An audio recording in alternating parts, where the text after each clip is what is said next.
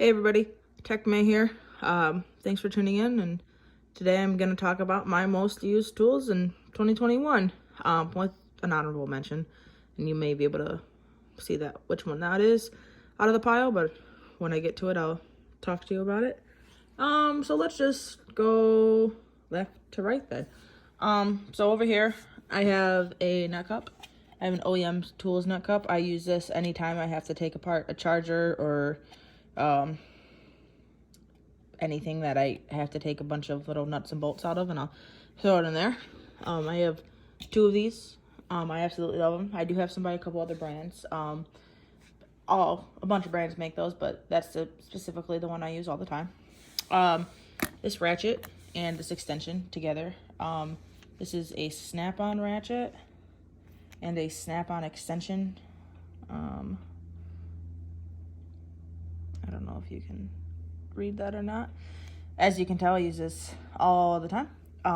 Before this Snap-on ratchet, I was using a Capri Tools ratchet, and I somehow lost it, and I have another one, but it's my wife's, and I don't know if I want to take hers or just buy a new one.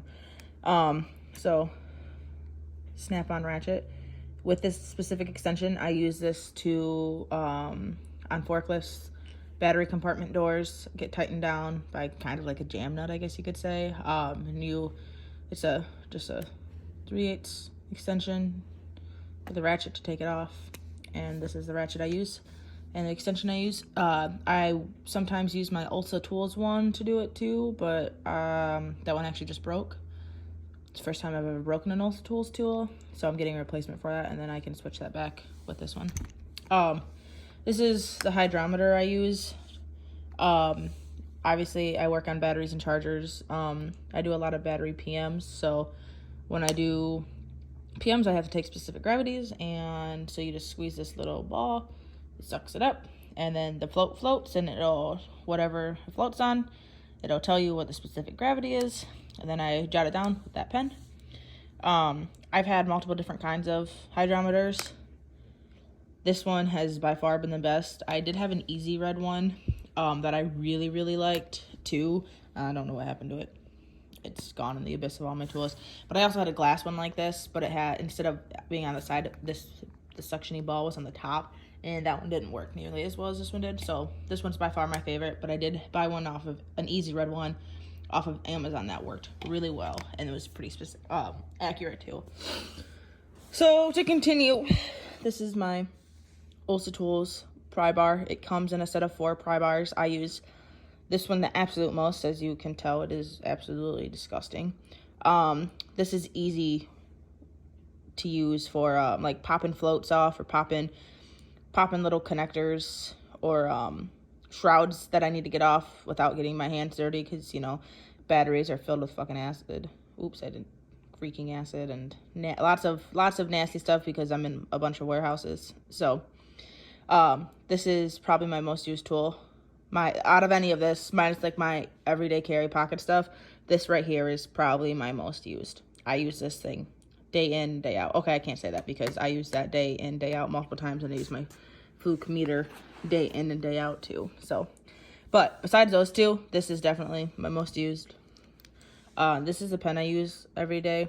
I really like it. There's a level and a ruler, which I've used the ruler one time, but as you can see, my fingerprints have kind of wearing the bar off. But I like this pen. It stays in my shirt. It writes really smoothly for me, and I don't know, I just really like it. As you can tell, it's used. This light, the most annoying thing to me about this pen is this light gets pushed all the time. So like, I'll look down, I'll have my jacket on, and I'll look down, and this light is on. But this little light has come in handy when I forgot my flashlight. You just pop it on, and it's really dull right now, and you can do that. But continuing on, we'll just take all my knives at one time. These two stay in my pocket right now. This is a Milwaukee Fastback, and this is an Oem Tools one. I just recently got this, and I have been trying it out, trying to see how I like it. And then this one stays in my box, I shouldn't say my box, it's my pack out. This stays in my pack out, just in case I take one of these two out. I have this one in there to cut something, but I have a bunch of things to cut stuff, so we can take those out of the picture.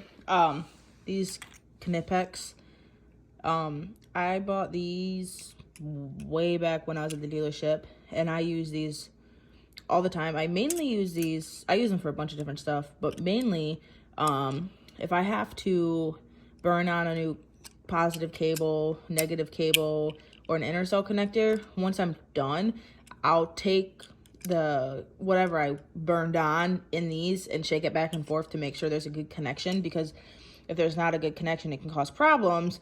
But you can also feel when you don't have a good connection, because it like pops back and forth. You can feel it popping, whereas like if you move it and it's a good connection, you just kind of see the whole post wiggling. It's how I explain it to other people who are first starting out is when you're shaking down a front end on a car and you can feel the tie rod popping. That's kind of how this is when you're shaking an intercell connector or a cable or something, and you shake it to feel for the popping. Some needle nose pliers. These ones are Snapon. I don't know if I have many more pairs of needle nose, but I have these. I use these for taking modules out of chargers, because there's a little lock retention tab on the bottom and the top, and then you got to pull them out. Well, it's really hard to get them out with your fingers, and there's little grates in the front, so if you just pop them out with these, that's what I use. Some cutters. I think these are Cornwell. I use these for doing watering systems and cutting zip ties. I also use my knives for cutting zip ties. I will also use these to cut open bags or something if I don't feel like ripping it or I don't have one of my knives. It is what it is. But mainly these are for watering systems, installing watering systems. Now this is my Chicago Electric heat gun. I did buy a Snap-on one, but I think I might like this one better. I'm still trying my Snap-on one out, because I paid good money for it and it's Snap-on. But almost, if you guys want to see me do a comparison video on it, definitely let me know, because I almost think I'm going to go for this cheap little, I think it was $25 from Harbor Freight, because I needed one on a whim. But let me know if you want to see a comparison between this one and my Snap-on one, and I will. I think you guys all know what these are. They're a little bent right now because they were getting used for something they shouldn't have been used. But these are the specialty made pliers for getting connector housings out. Use these all the time too, obviously, because this video is my most used tools of 2021. But that makes for real easy of getting cables out of connector housings. And screwdriver, flathead. I use this for like cleaning, I guess you could say, and getting acid off of batteries. So that's what I use this for. I do have I have a set of nice screwdrivers that I don't use on batteries that I will only use on chargers. Then that set is Snap-on. My Craftsman ones that I have are 3 or 4, maybe 5 years old now, so I use them for the dirty things, you could say.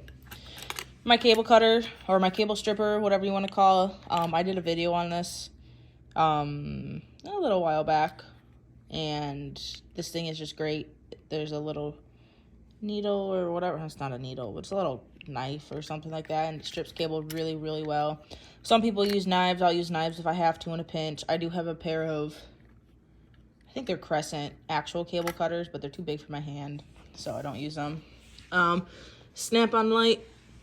This is one of the only lights I carry, minus my pen lights. I wish I had more lights like this. I am going to look into getting more lights like this. I just gotta do it pretty much. This is my honorable mention because I just bought it, so I haven't used it a bunch. But since I bought it I bought it for Black Friday and I got it in early December. I have used this kit multiple times to take apart chargers. This thing is just awesome. It comes with all the bits you need. Mainly needed a Phillips and the flathead, and then I needed some of the sockets too with the driver. This thing is awesome. I definitely see this being not an honorable mention in 2022, and I will use the crap out of it and let you guys know how it is. Somebody did ask me if I've used these bits on an impact driver, and no, I have not. So if anybody has, please let me know down in the comments and how they worked out for you. My last tool of my most used tools in 2021 is my Fluke Meter. This and my Hydrometer are the two things that I use every day, multiple times a day. So it is a 179. I got all these extra leads. I don't know. I've never really used them because I mainly just use the leads that come with it. So I use this to check voltages on cells and batteries, and I do voltage drops, resistance checks, and, you know, I check diodes and fuses and all that jazz. And this is the meter I use. I have a little baby Fluke meter. It's like a little one, and I'll use that if I have to, like if I forget this one, which I don't ever really forget this one. But so with that being said, I have a bunch of tools, and the brands are all over the place. Obviously, I will use any kind of tool if I think it's good. We got Wera, Harbor Freight, Oem, Ulsa, Snapon, Canipex, Oem, Craftsman,